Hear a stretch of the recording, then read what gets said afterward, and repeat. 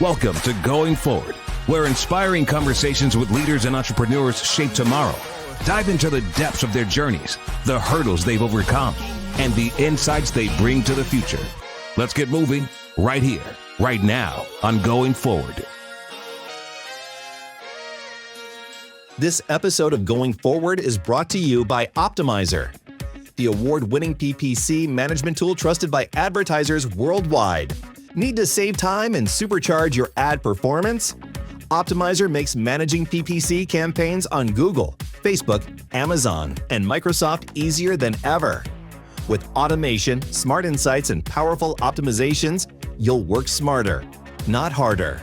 Try it free for 14 days at optimizer.com/go/VIP and take your ads to the next level. What's up, Going Forward Nation? This is Eric Elliott. I am your host of the Going Forward podcast, and I have two people on the line with me today. You hear me talk about them a whole lot. You keep hearing me say Max and Paul and Max, and talking about members of our team. Well, today I have Mr. Paul Schmidt with us. You might remember him from the last episode. And also, we have this guy. He actually was like strolling the Orient while Paul and I were sitting here putting in the work. He's in Japan, Maximilian Pyle. Awesome. Guys, is this weird for you coming onto the show like this? Dude, we just recorded an episode, so I'm getting used to it. I know I've edited a bunch of podcasts, but it's really cool being on them, man. I love it. So like today, what I want us to do is I want us to dive right back into, the conversations that we were having. But before I do that, I want to kind of let the folks know like what you guys do in the team. Guys, Paul Schmidt has been with us for almost 10 years this year. Or it'll be nine in July. Nine years. That's a long time. So, and then Maximilian Pyle, who's with us. Max is going to be serving as our director of operations. That's what he's moving toward. And Paul Schmidt is moving in towards a presidency role where he's actually leading up our team. So amazing guys that I am just proud to be able to work with. And I can also call them my friends and part of my circle. Okay. Awesome.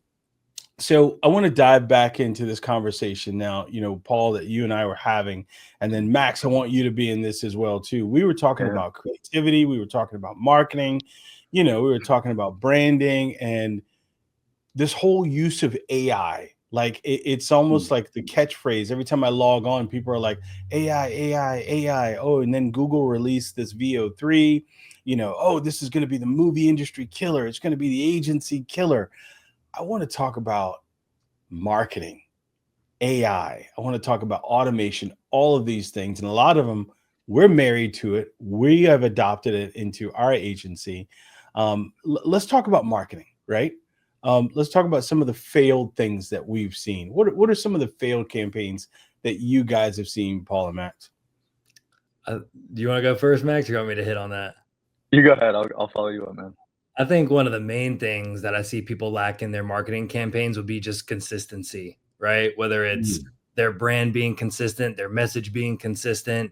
I see a lot of brands or maybe even specific law firms that just don't have consistency on their look, their messaging, and their feel just as a brand. And I feel like that trickles down to their marketing and could impact what people are seeing from that company or law firm. And they might have different thoughts like, oh, I thought they represented this, or I thought they did this. And if they have mixed messages, I feel like that can really confuse people at the end of the day, Right. Okay. Well, is it harder to create for people when they do have mixed messages and they're inconsistent?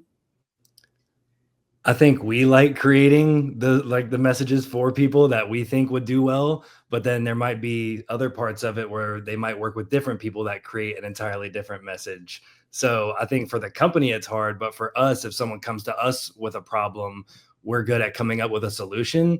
But then who's to say that company doesn't hire someone else and they create something that's not on brand or is a mismatch? Max, tell me about some of the failed campaigns or difficult ones that you've seen, even us work in, or you've even seen just even in your own time. Yeah, absolutely. I think, Paul, what you had hit on with consistency is where it starts. And then if you keep digging deeper into that, it becomes more of the identity issue. So I think where the real failures can start to show, or the real cracks can start to show in someone's brand or the campaign, is when you're telling a story that's just not you. It's not authentic. And you're trying to either match someone else, be like someone else where they're at in the market. I wouldn't say it's like a spending thing. It's just more so like, oh, I want to look like this person, or I want to say the same thing. And when you get Wow. into that space, then it's like, I feel like that's where it drops off. And you even mentioned like some of the AI stuff. I think Mhm. that the AI stuff is going to expose a lot more of that, because like the smaller tasks are the ones that are being more automated. But then I feel like it's going to expose like who is really the most creative, you know? And Mm. I mean, we're seeing it little by little. We haven't really seen it take over in that way. But I think it'll be interesting to watch it like that.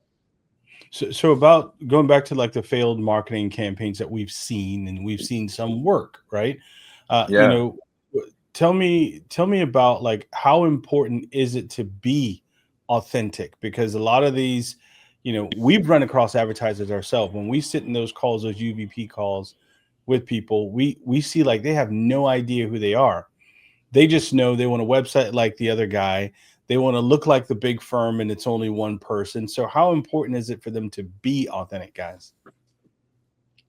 I think it's probably the most important thing. We've gotten calls, and it's either a new law firm or a law firm that's been around for a while, or any company, and they're like, "Man, we want a commercial just like that."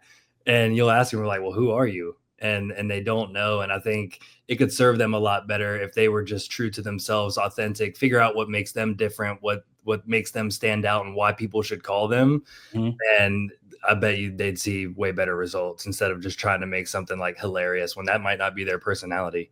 Yeah. Yeah. Let's go ahead, Max. Go ahead. Oh no, I was just gonna hit on what Paul was saying too. It's incredibly important to be the authenticity piece of it. I think that like with the brand, we have a video on this, Eric, where we talk about like what is logos and identity and all of that, and we've agreed that brand is not. I mean, like you can control it to a degree. Like you can control the identity piece of it. You can control what your creative looks like in the campaigns, but like the true brand is what's living in other people's minds. And so if you got like all these different touch pieces and or touch points where people are interacting with your brand and they're not saying that authentic message over and over consistently, then you're just going to get cluttered, I feel like, in the noise, you know? Paul, let me ask you this question, and Max, I want to come to you. What do you think is one of the most important questions that you can ask someone about their marketing campaign when meeting with them for the first time? I think it's like, what are your goals? Like you're creating all this, but what's the end goal at the end of the day? Do you need more clients? Do you need more cases? Do you need just more people coming through the door? I think figuring out where people are and where they want to go is a really important thing. And then also like when it comes to the video production side of things, the number one question that we ask is like, how do you want people to feel after they see this video? That Mm. might be a part of the Mm. marketing campaign. And really all that does is just help our team understand how we need to create, how to get in the minds of those people that are going to be seeing this video, and overall just make them feel the way that that client or partner told us that they wanted them to feel. How about you, Max? Yeah, I actually love the question, Paul, that you said. It's something I feel like we've worked into our culture here when we're in those conversations is how do you feel, or how does this make you feel? Because it Mm. takes the subjectivity out of it, or sorry, other way around. It takes the objectivity out of it to Mm. say I do like it or I don't, and it lets people. I think the emotions are what we're trying to hit on with our creative pieces, so it lets people navigate it in that way instead of just being like a hard no or hard yes. Yeah. But other questions that I think are really important are just one, like how are you going to measure success? Because everyone is always gonna have a different read on what makes it successful for them. Um, and I think that one's really important. And also just like the why component of it, like that could be within the goals, but also what was the problem? Did you have somebody tell you over the phone, hey, I had a really bad experience with this, or something was missing or broken with your brand? Like, why are you coming to us for this? I think that one's really key to ask as well. No, no, we jumped into like the marketing and the creative side of it too. But how important is it when you're getting feedback when you're launching something or preparing a campaign, and the client says to you, "I don't like it." How important is it when they don't like it? Man, I think we've seen that a time or two or 100. It's like we always tell our partners, like, you got to take yourself out of it and think how the market is going to respond, or who your core customer is that is watching this video. How is it going to make them feel, right? Because that's what we asked them. We just asked, you asked what's a good question to ask them, and it was, how do you want people to feel? It wasn't, how did this make you feel? We ask you that when we show you the video, like, how does it make you feel? But overall, it's for the people watching, like, that are going to feel that. And at the end of the day, they need to trust the experts that are creating these videos or these campaigns or these graphics, whatever they're making for your brand. We're experts at this. They're experts at running whatever business they run. So I think they just need to trust either the creative or the marketing expert and go that route. But we do find that a lot where they'll either back or give certain feedback when we're like, well, take yourself out of it and maybe think about who's viewing it, what they might be going through, and how they're going to view you and your business. How about you, Maximilian? What do you think about when people say that, because you led the design team side for a while, and it's like people are saying, like, I don't like that, how does that make you creative, and how do you combat that? Because at the end of the day, they're the ones paying for it. Absolutely. It gets me fired up as a creative. I love it in the best way, because it's something that we have to remember. We call them clients we call them partners for a reason. We don't call them clients because we're creating projects for their clients, right? We're partnering with them. We're collaborating with them. It's not like we're doing the work for them specifically. It's we're trying to do it for their people that they're trying to reach. So what gets me fired up about that is, like, we have to remember when we're in the design space, the identity development space, that we're the logo and the brand are not for you or for the person we're creating it for. It's for the people you're trying to reach, right? So when someone says, I don't like it, it makes it very, very personal around the individual. And I think sometimes the good way to step back is like, okay, well, what about the target audience, or like the ICP that we talked about at the beginning of the project? How would they take it in? And I think that helps work around. When somebody says, I don't like it, it helps bring it back into perspective a little bit. What are you thinking, Max, what are three important things or three important elements that you feel like every marketing campaign needs? Three important elements. I think you gotta have that. I said the target audience. You have to have that nailed down, because at the end of the day, that's like there's no point in doing it really if you don't know who you're speaking to. You would never just call up a random number on the phone and just talk to somebody. You always talk with intention, I feel like. So you got to know who you're talking to.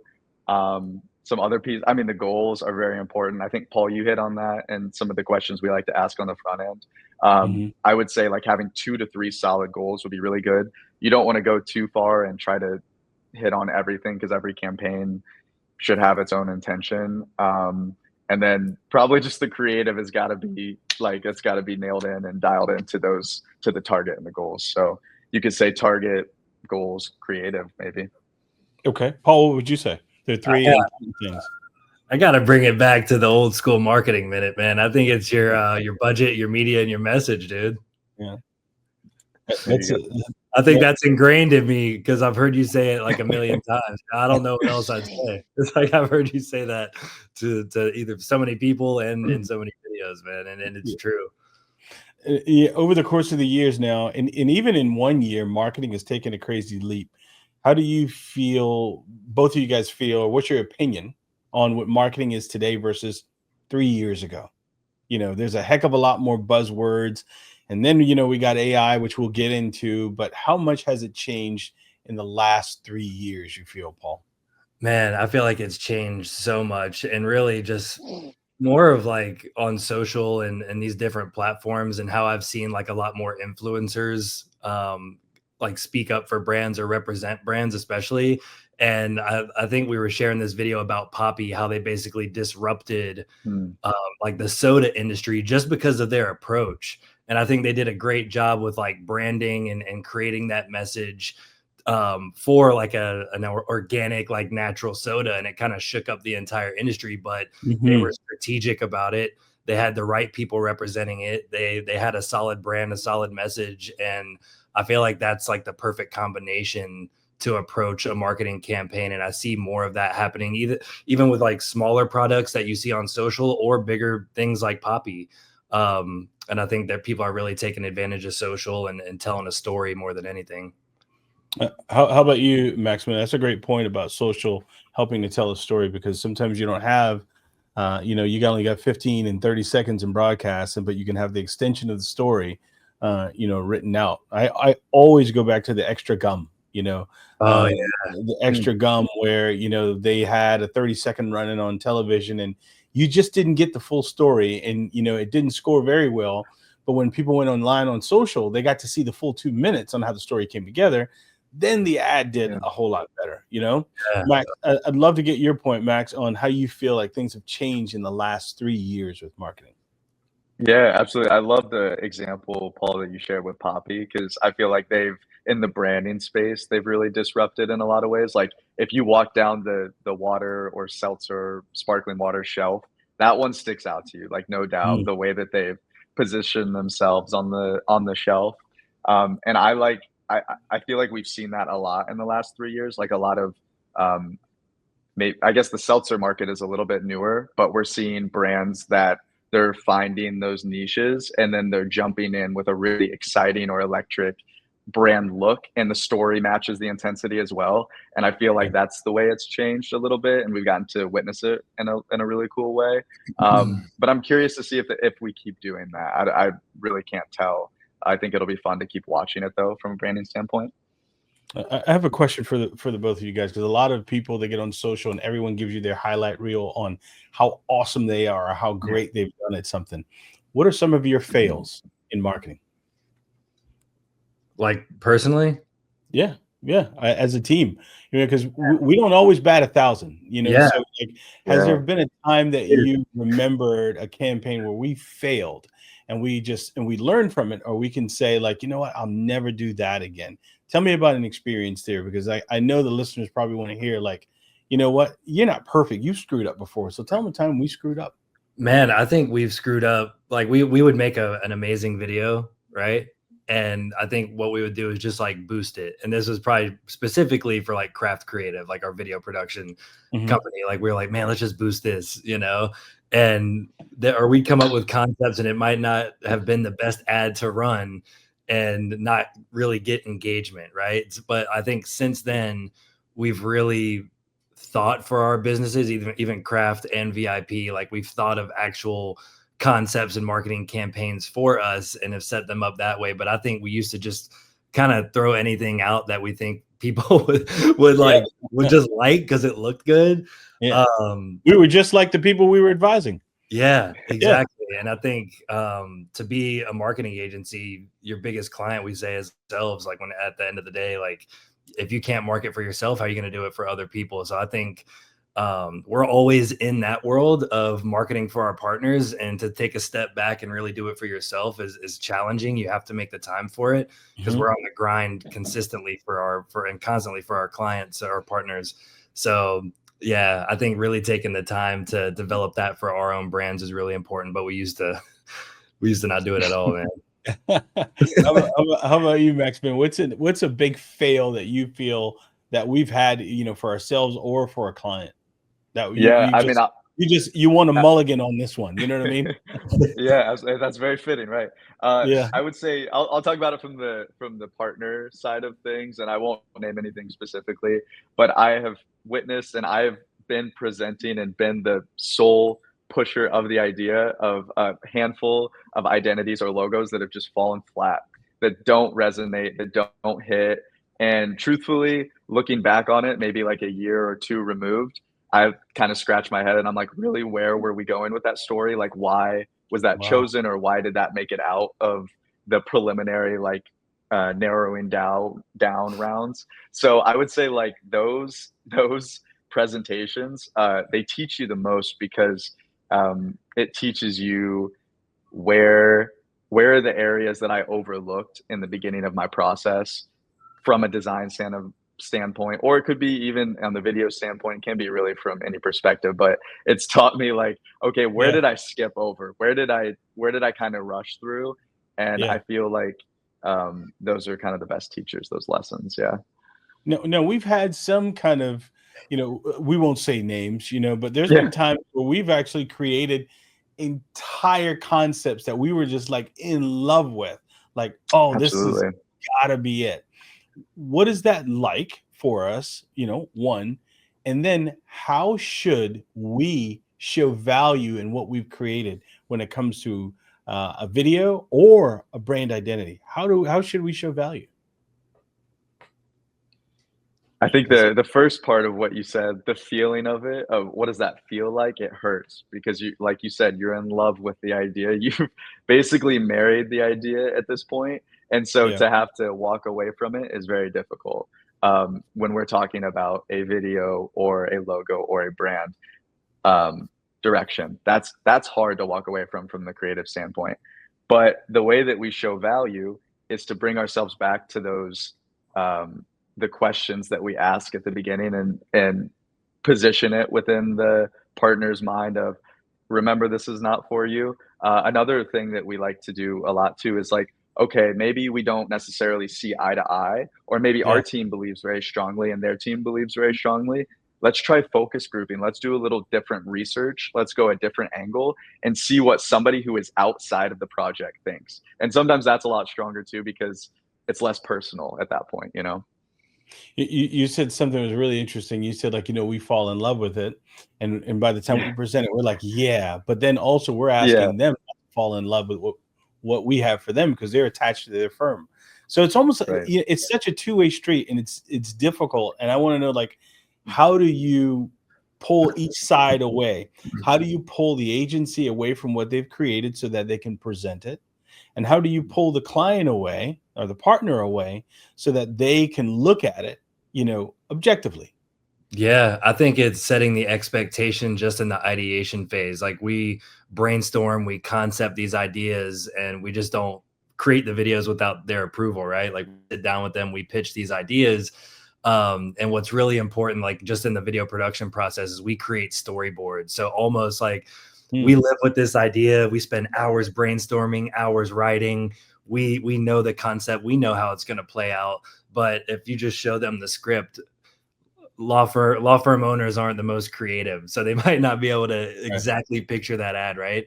So having those storyboards, setting the expectation for the project, how it's exactly going to play out really helps so you don't run into those situations sometimes. But then when it comes to presenting that video, I think it's really important to be that expert when you're presenting and telling why you chose different creative styles or any creative direction in the ad, and really explain why you chose those things. So that's super important when it comes to presenting your work and kind of avoiding those situations if possible. But you never know.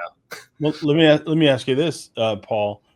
So, like you said, presenting a video, like so, like our team, and like our listeners will be like, Eric, why you seem like you're grilling your team? Like, because we want to show you, like, we know what the hell we're talking about, right? Yeah. But like, like let's just say, like, okay, you said like storyboards and the videos, but does that leave behind all the other creative that actually should help things be cohesive, like what you talked about in the beginning?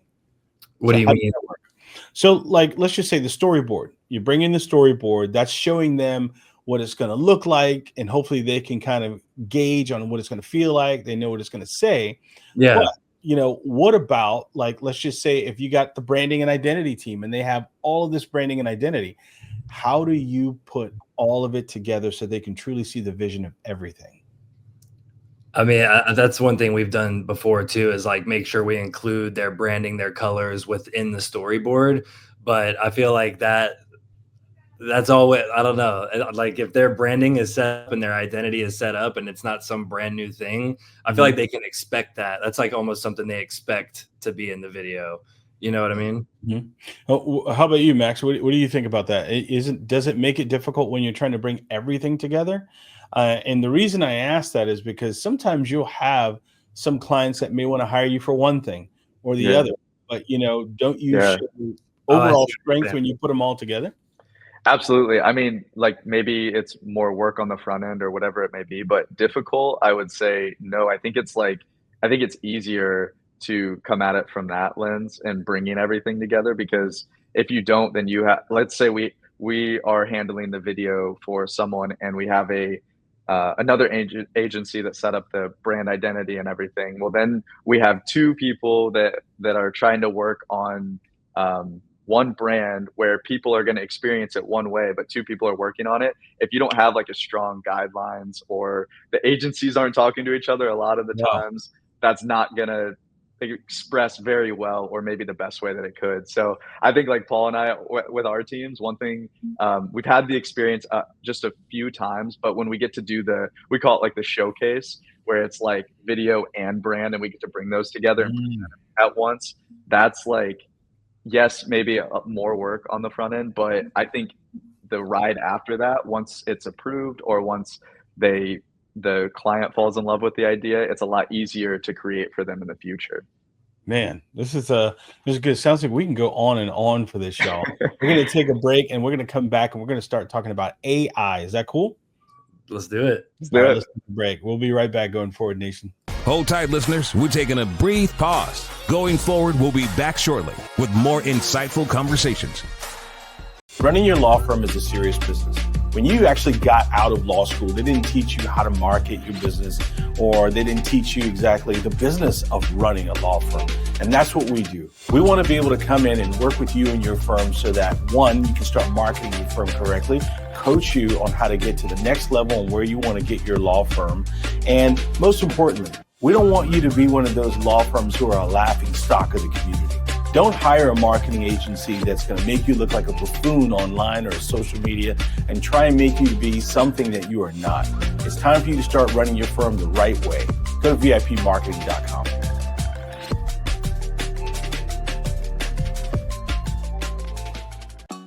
If your company feels like chaos and finding anything is like solving a mystery, get Trainual, the app that turns all your scattered company knowledge into an organized playbook, where every employee question has an answer, just a simple search away. Where all of your processes and policies are documented, roles and responsibilities are defined, and delegating anything is as easy as drag and drop. Trainual, it's how you get your operations under control and how you deliver the ultimate onboarding and training experience. Welcome back to Going Forward. We hope you're recharged, because we've got an exciting second half waiting for you. Get ready to dive deeper and be inspired. Let's keep the momentum going. All right, to our listeners, I want to welcome you back to Going Forward. You know, it seems like I got my team in the hot seat, man. We're sitting here, we're talking all this stuff. I bet they're probably texting one another saying, "What the hell's wrong with him, man?" You know, but we want to be able to give you guys some value. We want people to be able to listen and see not only that we know what we're doing, but hopefully you get something out of this that can probably help you in wherever you are in your marketing and advertising journey, But speaking of which, one of the things that has happened lately is the talk of AI. You got Google releasing things. You got OpenAI talking about Sora. Like, what does this mean? What does this AI world mean for not only us, because they always say like, oh, it's agency killers, that kind of stuff. I see it as enhancements, but what do you guys see all this AI doing from marketing and creative? Man, I think it's only going to enhance what we're already doing. I mean, you think about VFX and how long those types of shots took back in the day. And I can remember like when first AI video came out, it was like Will Smith eating spaghetti and like how kind of wonky it looked. And now you look at the new things people are making with VO3 with like sync dialogue and just all the details, man. It's getting crazy. I can't imagine what it's going to be like in 2 years. But for us, it's like, man, we're hopping on this and we're not going to be left in the dust, because I feel like a lot of things are going to change. And before you know it, I feel like people are going to expect it to be part of your creative process. And we've even had people ask us if we could make AI characters of someone in their company. And it's like the fact that we have partners asking that, like, they don't think it's weird. They're just asking if we can do it, like, says everything that we need to know. It's like, man, people are going to adapt this. It's going to be a part of people's creative process. And I think it can only elevate what we're doing and not really hurt us. Wow. What are your thoughts on that, Maximilian? Yeah, I think that it's going to take us to, I think it's not freaky anymore the way it was before. I think before it was like kind of scary. And when it's a very short timeline because this boom has happened and it's literally happened within the last like 2 years, 3 years. I know it's been going, but the way we've seen it on the visual side and everything has really taken off. And there's definitely weird videos out there. You'll see them when you go on Instagram, whatever. You can still see it, but it's less freaky. And I think that what it's going to do is allow us to be better storytellers if used in the right way. I think it's going to help unite creatives and maybe empower some creatives that maybe don't have certain talents, but they have the ideas. And I think that that's a really beautiful thing. So I hope to see that come out of it. Yeah, I feel like, you know, my personal take on the whole AI stuff. I'm always very skittish of it. But I think that it's going to help creatives, definitely. Well, I mean, that's a great kind of lead into what I'm about to ask now. And this one, I'm going to come to you, Paul, and come to you as well, Max. Like, how do you keep your teams motivated now that you have AI running in the background?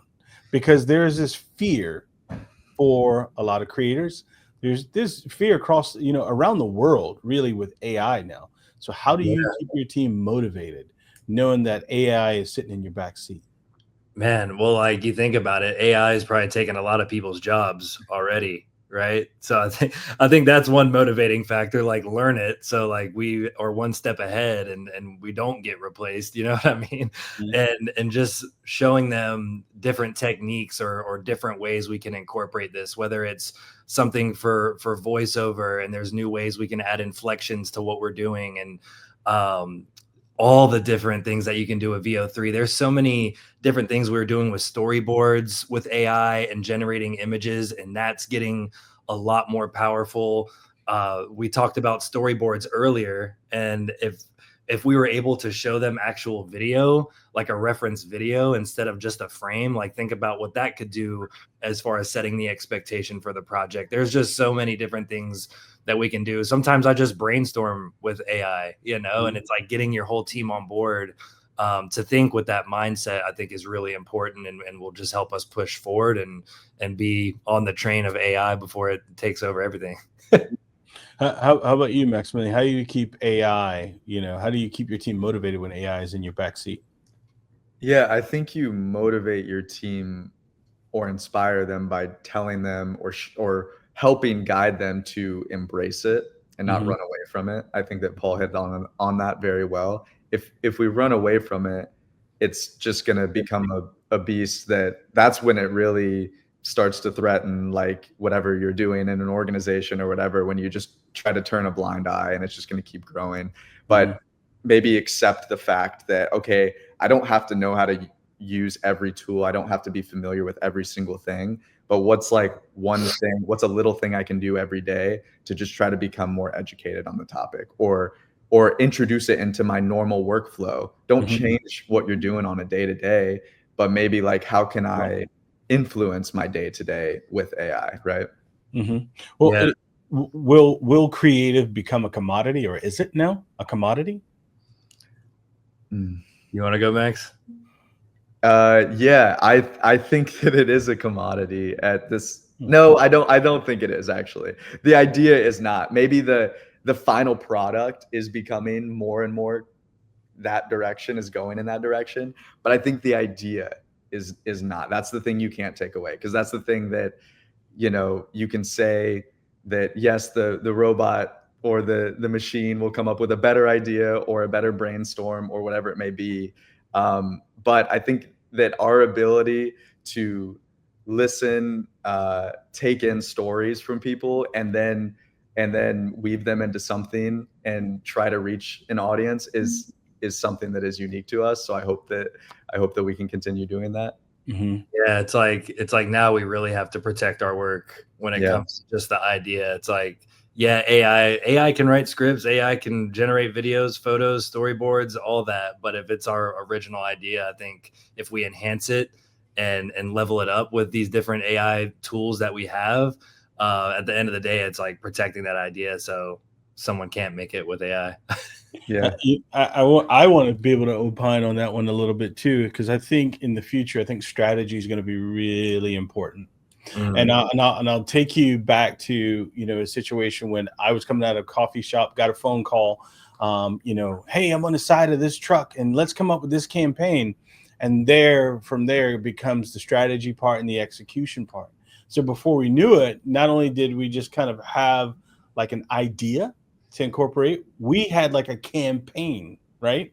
You had this campaign, and I think I think AI is going to be, it's going to grow, and it's only going to get better. If you don't believe that, think of Sony PlayStation, right? Think of how much Sony PlayStation has improved. And what's happening is these things are improving really fast, and it's going to go really fast. And I think, from our standpoint, or for the standpoint of the listeners and law firms and people that we serve, it's like you have to be on board while the current is going. Because if not, the curve is going to be so steep to climb in learning it, because you saw it as a threat in the beginning. It's out of the bag. And so I think that the best thing for an agency, any kind of growth partner, any kind of marketer or advertiser, is to be able to utilize these tools, and not only just utilize them, but learn how to apply strategy to these tools to be able to have a better outcome. Yeah. And it's like, you think about it, some of the tools that we were already using for either branding and identity or video production, they're already adopting these AI features. So it's like, we didn't even have to go somewhere different to find these AI tools. So many people are on board and adapting to this stuff, and it's just showing up everywhere, man. Like, we don't even have to go look for it. It's like platforms we already use are incorporating it, and it's really solid stuff. It's not some cheap $5 AI tool, like they're using some really powerful stuff. So, you bring up the word cheap. So now you just talked about how much AI is an enhancement. We talked about that. So what if they have the expectation on you now, you should make this cheaper because you're using AI? What happens there? But the idea is not cheaper. You know what I mean? We're still going to come film. We're still going to have a strategy and host this incredible production. But you got to think about what went into that, the prep for that, the ideation, the concepting, the storyboards, the scripting, planning everything out. I don't think we would sit here and make an entire ad out of AI, but if there is a way we can enhance it, like you can even make LUTs and color your footage using AI. You can put in a clip from a movie and say, I want the color to look like this, and it'll give you a file to put on top of your footage, and it will look like that movie if you expose the footage right? So it's like, Paul's giving away our trade secrets. This is all over Instagram. Like people know that. But that's the ways we want to enhance what we're doing. We're not going to sit here and tell ChatGPT to just make us a 30-second ad, slap your logo on it, right? I think we think smarter than that. We think harder than that. And I think that's what it boils down to, is just enhancements, and you're still getting that level of thinking just with enhancements. So I wouldn't say it's going to be cheaper. Got it. What are your thoughts on that, Maximilian? Yeah, my mind comes back to the idea of like long-term value of the creative or whatever it may be that we are making for someone. And I've picked this up from you, Eric. You say this often. We say this a lot to people, but it's not about what this piece of creative could cost in relation to other agencies or where else you could get it.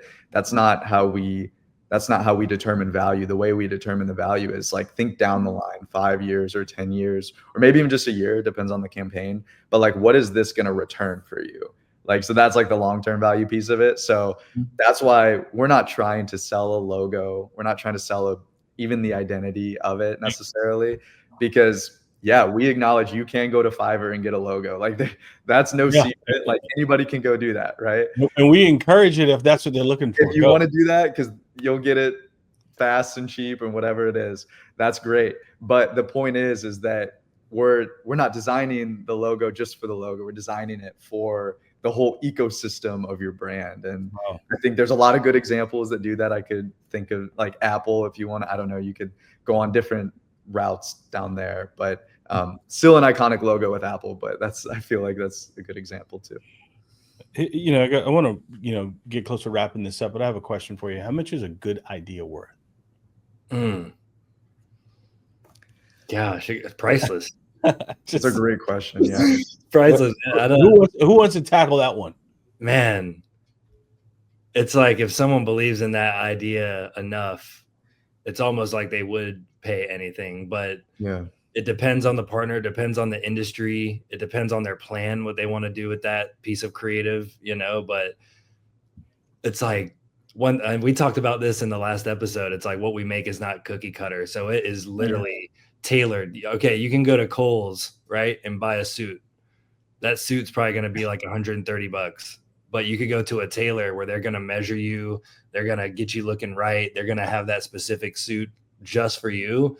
It's probably going to cost like $2 or $3 grand or more. There's suits that are much more than that, but it's like that's how we approach it, and that's what it would be worth. Like you're getting something tailored just for you. So I think a good idea, it could be priceless, it could be a ton of money, but it's like how important is it to that business, and how much are they willing to pay for it? Max, what do you think about that?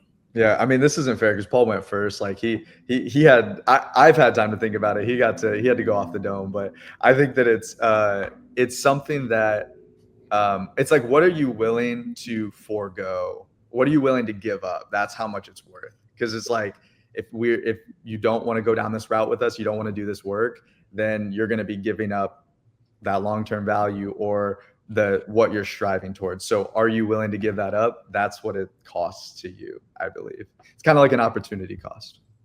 Do you think, and I'll point this one towards law firms, and I'll wrap it up here. Yeah. Because we've seen it where, and we've traveled together and we've seen one billboard that looks like the other. We've seen one ad that looks like the other, like, tell me about, because some of these law firms, they must think it's working for them, or some of these businesses, they think it's working for them because they will adopt the cookie cutter stuff, Yeah. So how do you guys feel, Max, Paul, I gave you the other one first, but how do you think these guys feel, or how do you feel about cookie cutter creative?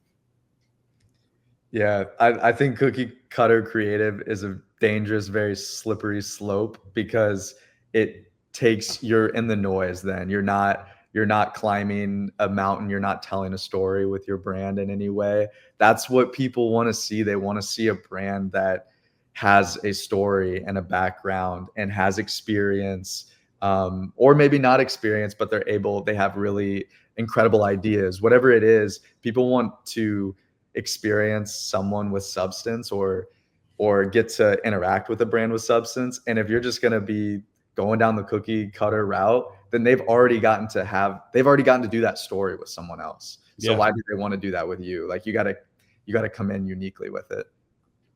Okay, Paul, how about you? Yeah, like we recently developed this concept, and we were talking to someone, and we're like, all right, you drive down and you see all these billboards. Oh yeah. Right? White guy in a suit, same slogan, same this, same that. But now imagine this on the billboard, and they go, oh man, it's like disrupting all that, because the same people see the same guy in the same commercial on the same billboard and the same radio ad. They all sound the same. And I think that's our job, is to come up with something that's going to break the norm and make them stand out. And you think about like the one idea that made someone so memorable, one slogan that made them so memorable. And you go back to, well, what is a good idea worth? And it's like, if you didn't pay for that one good idea, then you might have never been memorable. Wow. You know what I'm saying? So it's like that the cookie cutter thing is not how we do it. And I know there are some even production companies where it's like they're rotating in these people every day. You stay there next to this guy, you say that. All right, see ya. All right, now you stand in, you're going to say this next to the same guy. See ya. And it's like, wow. I would look at that and be like, one, that doesn't sound fun to me. You know what I mean?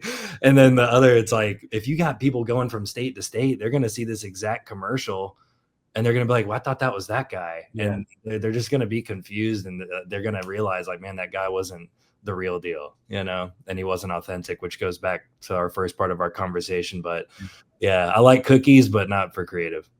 Maybe we should come up with a new craft, concept. We did Let Us Cook. We should do 3 C's, cookie cutter creative. Maybe we are not that. See, look at that. They just saw us create. Look at that. Yeah, 3 C's. 3 C's. I want to do something like, if we could, I want to make this like a really lightning round.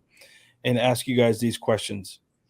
And who wants to go first, man? I can go to any of you guys, man. All right. So, should you be afraid to break the norm? And the final question is, how should somebody choose a marketing and creative agency? If you had 60 seconds to answer that, go. Man, I think for a creative, I think breaking the norm is regular. I think that's how you make good creative. And I think it's effective creative if people can step out of their comfort zones, convince maybe their partners to step out of their comfort zones. I think that's like a big one. Some people might be comfortable where they're at. And if you see potential for them to grow with an idea or a concept, I think you can get them there, you know? And what was the next question? The next one was, how should you choose a marketing and creative agency? Man, I think see if they market themselves. We talked about that earlier. We used to not do a great job at it, but now we're doing it for ourselves. We have our own campaign set up. So look at their website, look at their track record.